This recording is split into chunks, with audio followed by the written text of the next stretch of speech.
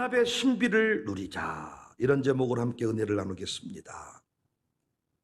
예수님도 결혼에 대해서 말씀을 하셨는데 그 결혼의 근거를 창조의 원리로부터 찾았습니다. 예수님이 말씀하신 결혼은 남자가 부모를 떠나서 아내와 한 육체를 이루는 것이다. 마태복음 19장 5절에 그러므로 사람이 그 부모를 떠나서 아내에게 합하여 그 둘이 한 몸이 될지니라 하신 것을 잊지 못했냐. 이 연합이 신비인 것은 둘인데 한 몸이 되기 때문입니다. 남자와 여자가 합하여 한 몸을 이룬다. 둘인데 한 몸인 거죠. 신비인 것입니다. 그런데 의외로 이 신비를 누리지 못하는 부부가 많아요. 이 신비를 누리지 못하니까 이혼합니다. 이 원리를 깨닫지 못한 채로 각각 부부를 바라보면 평생 원수일 뿐입니다. 물론 이 원리를 깨닫지 못하면 결혼도 불가능합니다. 연합의 신비를 누릴 사람을 찾아야 배우자가 보이는데 완전한 존재를 찾으니 안 보이는 것입니다. 저의 꿈이 있다면 우리 어른들이 다음 세대에게 이 연합의 신비를 보여주자는 것입니다. 부모들이 연합의 신비를 보여줘야 자식의 평생 소원이 결혼하는 거예요. 연합의 신비를 보여주지 못하니까 결혼은 미친 짓이다, 젊은이들이 이야기하는 것입니다. 우리 교회 이 주장에 찬물을 끼얹는 교회가 될 수 있기를 바랍니다. 결혼 않고 혼자 사는 것이 미친 짓이다. 결혼하기를 원한다. 실제로 우리 안에 이런 일들이 많이 벌어지고 있습니다. 결혼하고 싶어서 헌금을 드린다니까요. 결혼하고 싶어서 일천번제를 드린다니까요. 우리 아멘 한번 할까요? 올해도 결혼 많이 시킵시다. 네, 결혼 많이 시켜요. 결혼을 많이 시키자고요. 그런데 제가 결혼을 이렇게 쭉 연결을 시켜보고 상담을 해보고 축복을 하면 부모들이 걸림돌이 될 때가 많습니다. 부모들도 연합의 신비를 모르니까 세속적 결혼을 부추기는 거예요. 내 딸이 내 아들이 연합의 신비를 누릴 사람을 연결시켜줘야 되는데 아주 사이 하나 얻어가지고 팔자를 고쳐버릴 셈이요. 며느리 하나 데려오면서 팔자를 고쳐버리겠다는 심사로 이렇게 결혼을 준비하니까 안 되는 겁니다, 여러분. 우리 교회 연합의 신비를 참 누리는 교회가 돼서 감사해요. 저는 진짜 오늘 또 우리 찬양사가 참 사랑에 대해서 노래를 부르는데 눈물이 나요, 눈물이. 여러분과 제가 12년째 살아오는데 여러분의 가정 형편을 제가 알지 않았습니까? 우리 교회도 다른 교회와 다르지 않게 여자들이 더 많았고 찢긴 상처를 가지고 눈물을 흘리면서 이렇게 살아갔던 교회인데 어느덧 남편들이 세워지고 행복한 부부로 살아가고 있는 이 모습을 볼 때 하나님이 얼마나 기뻐하실까. 마귀는 어떻게든 우리를 갈라놓으려고 하고 목사와 장로도 마찬가지입니다. 저는 목사와 장로를 부부라고 보니까 부부처럼 연합하고 신비를 누리며 살아야 되는데 서로 찢긴 상처를 가지고 살아가잖아요. 신비를 누리며 살자. 어떻게 하면 신비를 누리는가? 잘 살고 있다면 계속 그 신비를 유지하시기를 바라고, 아직도 그 신비의 자리로 나가지 못했다면 오늘 말씀 음성으로 응답으로 받으시기를 바랍니다. 우리 청년들 아직 결혼하지 못한 사람들은 꼭 이 말씀을 가슴에 새겨서 올해는 결혼하시기를 바랍니다. 연합의 신비 어떻게 누리느냐? 먼저 서로에 대한 의무를 다해야 돼. 의무. 이게 핵심이에요. 고린도전서 7장 3절 4절 보면 남편은 그 아내에 대한 의무를 다하고 아내도 그 남편에게 그렇게 할지라. 의무를 다하라는 것입니다. 그럴 때 둘이 연합하여 한 몸 된다.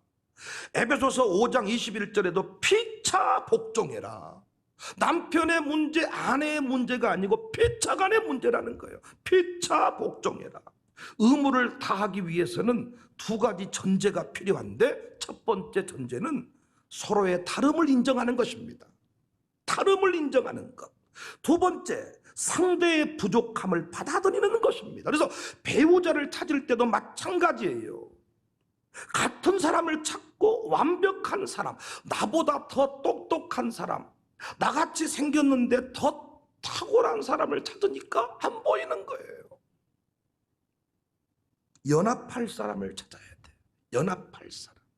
둘이 연합하여 한 몸 된다. 이 신비를 못 누리는 사람은 서로의 다름을 인정하지 않는 거예요. 너는 왜 그렇게 대업먹었냐? 네 집구석에서 뭘 배우고 왔냐? 너 같은 남자를 만나서 내 인생이 참 힘들다. 참 이렇게 우리 집은 그렇게 살지 않았다. 네 집은 원래부터 그랬냐? 서로의 다름을 인정하지 않는 거예요. 그리고 부족함을 받아들이지 않는 거예요. 너의 집은 원래 그렇게 대업먹었냐? 그것 때문에 나를 만난 거예요. 참 너는 이해가 안 간다. 그것 때문에 나를 만났고 너를 만난 거예요. 그래서 각자에 대한 의무를 다하면 되는데 우리는 그런 것들에 대해서 배운 적이 없습니다. 우리가 아가서를 공부했잖아요. 사랑이 그냥 뜨거워집니까? 아니잖아요. 위대한 사랑 뒤에는 위대한 희생과 위대한 헌신이 있었잖아요.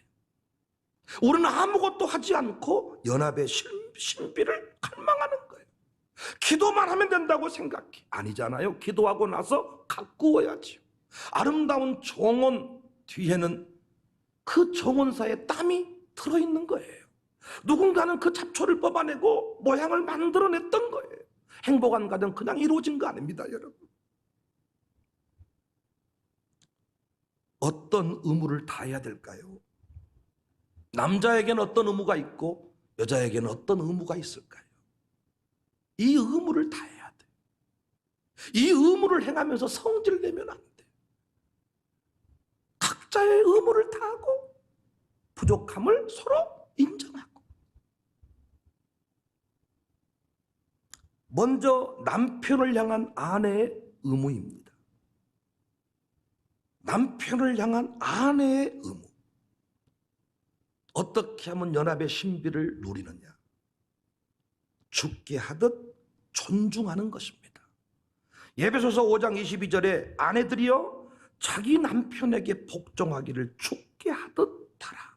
24절에도 그러므로 교회가 그리스도에게 하듯 아내들도 범사에 자기 남편에게 복종할지니라. 33절에도 아내도 자기 남편을 존경하라. 33절에 이것은 원리이고 명령입니다. 남자를 세우고 움직이는 일이 너무도 간단해요. 어떻게 하면 되느냐? 존중하는 자세를 갖추고 존중하는 말을 하면 된다는 거예요. 존경해라, 존중해라. 이게 아내의 의무다. 어떤 여자들은 존중이라는 말에 흥분을 하더라고요. 존중이라니요. 존경받을 짓거리를 했어야죠, 그 인간이. 그러면 제가 존경이라는 말을 좀 바꿔드릴까요? 인정으로 바꿔드릴게요. 인정. 그럼 성질이 좀 가라앉으신가요? 인정하라는 거예요. 인정. 어떤 집은 남편을 머슴으로 압니다. 자기는 아니라고 하지만 제가 봤을 때는 머슴 취급합니다. 심지어 애완견보다 못하게 취급하는 경우도 있습니다. 반려견, 고양이만 또 못한 취급받고 사는 남자가 많습니다. 결코 이 집은 연합의 신비를 누릴 수가 없어요. 존중의 마음을 대하고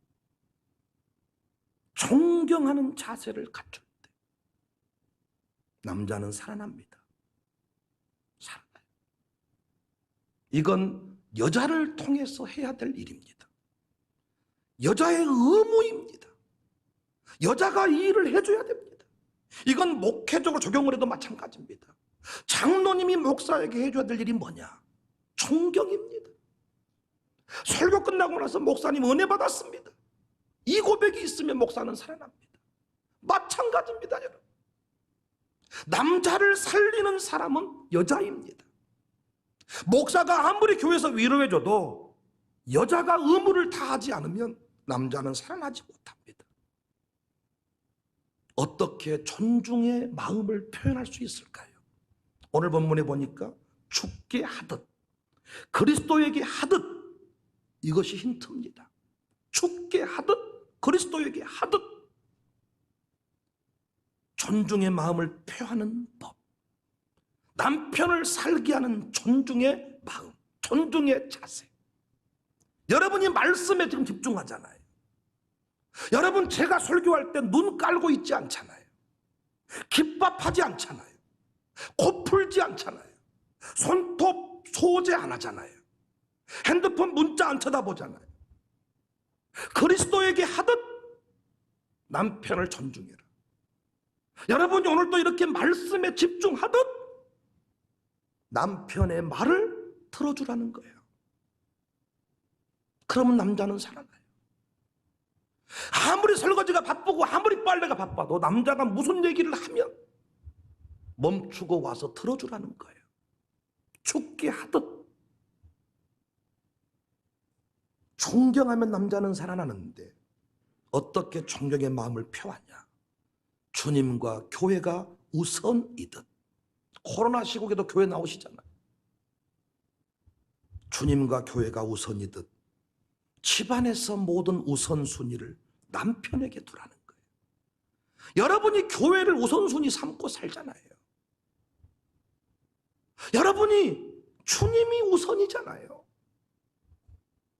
그와 같은 자세로 집안에서 우선순위를 남편에게 두라는데 남편이 개똥이요. 애완견보다 못해. 자식이 막둥이 아들이 우선이지 남편이 우선이질 않아요. 자식이 새끼 나와야 새로운 반찬 먹지 남편을 위해 새 반찬 만드는 부인 거의 없습니다, 여러분. 계속 못났다고 남편을 뒤로 밀어보십시오. 그 남편은 죽을 때까지 왼수가 될 겁니다. 그러나 남편 자리를 만들어 보세요. 우선순위를 거기에 둬보세요. 남자를 살리는 것은 여자입니다. 어떻게 살리느냐? 의무를 다해라. 의무를 다하면 남편이 살아난다. 남편이 살아나면 남자의 역할을 감당할 수 있다. 남자의 역할 없이 사는 집 힘들잖아요. 우리 교회도 담임 목사 없이 살아본 세월이 있잖아요. 장로님 몫이 있고 목사 몫이 있듯이 남자의 역할이 있는 거예요. 우선순위를 둬라. 또 남자를 살리는 그 존중의 표현법 세 번째는요, 감사를 고백하라는 거예요. 여러분이 죽게 하듯 해라. 여기서 힌트를 얻으시면 돼요. 오늘도 주님 앞에 예배의 출발이 뭡니까? 주께서 내게 베푸신 은혜를 찾아서 고백하는 거. 하나님 감사해요. 하나님 때문에 살았어요. 남편에게 감사를 고백하라는 거예요. 여보 고맙소. 남자는 살아납니다. 성도가 장로님이 목사에게 고백해 줄 때 목사는 살아납니다. 성도가 목사에게 꽃 한 송이를 채워주면서 목사님 때문에 내가 변화되었습니다. 목사는 살아납니다. 미친 듯이 설교하고 싶어집니다. 목사가 아무리 축복해줘도 부인이 쌍욕을 하고 부인이 대놓고 무시하고 아예 남편이랑 의논도 안 해.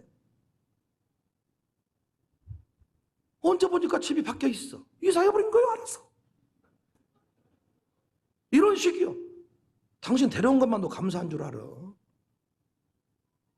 그래 놓고는 교회 와서 다른 집 남편처럼 살아나기를 원하고, 집에서 개무시하면서 교회만 오면 눈뜨고 예배드려, 설교드려, 늦지 마라, 그만 이제 빠져 있어.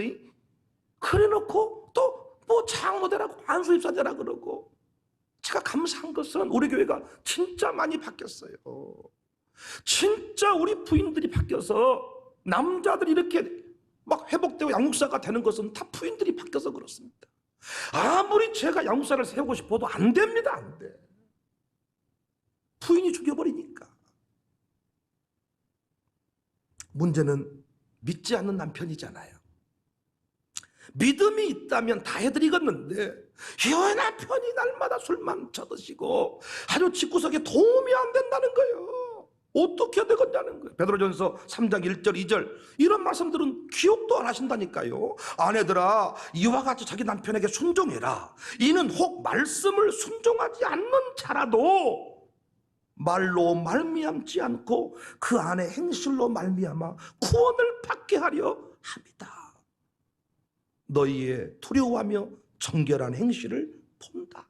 당시 이 선한 행실은, 정결한 행실은 검소한 삶이었습니다.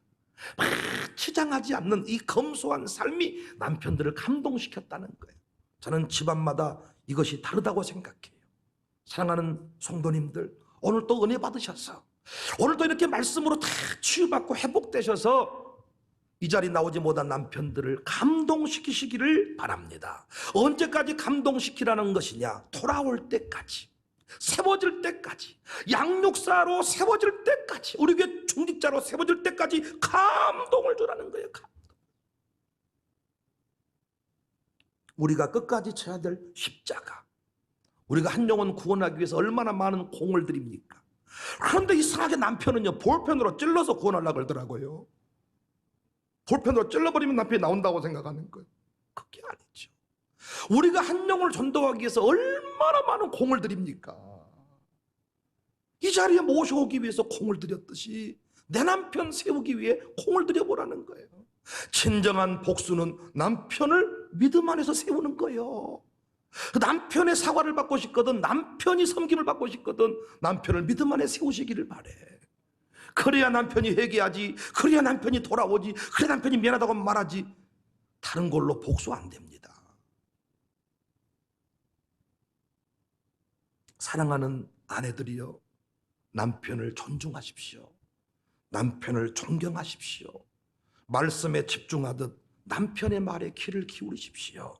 교회가 우선이듯 남편을 중심으로 살아보십시오. 딸들이 아니고 자식들이 아닙니다. 메뉴를 정할 때도 뭐 먹을래? 샥 탁. 여보는 그냥 먹어. 애들하고 똑같아. 이러면서 착.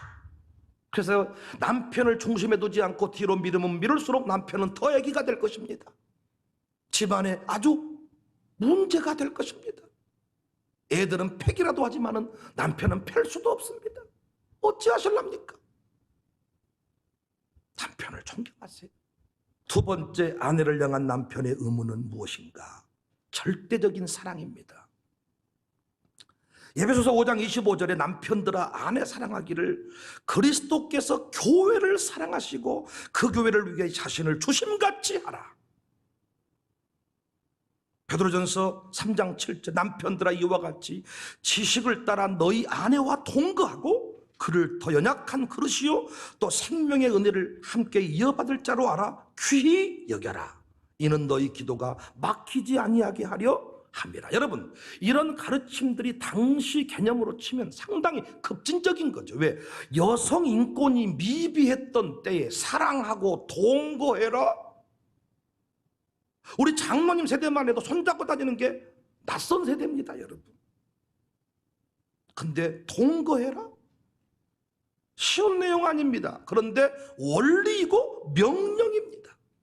여전히 여성의 인권들을 무시하는 남자들이 많은데 결코 연합의 신비를 경험할 수가 없어요. 33절에 보면 자기 아내를 자신과 같이 사랑하라는 거예요. 남자들이요 자기 몸뚱아리를 아주 귀히 여기고 뱀 잡아먹고 쥐 잡아먹고 별 다 하는데 부인은 개똥 취급하는 사람이 있는데 연합의 신비는 불가능하다는 것입니다. 자기 몸뚱아리 귀히 여기듯이 사랑해라.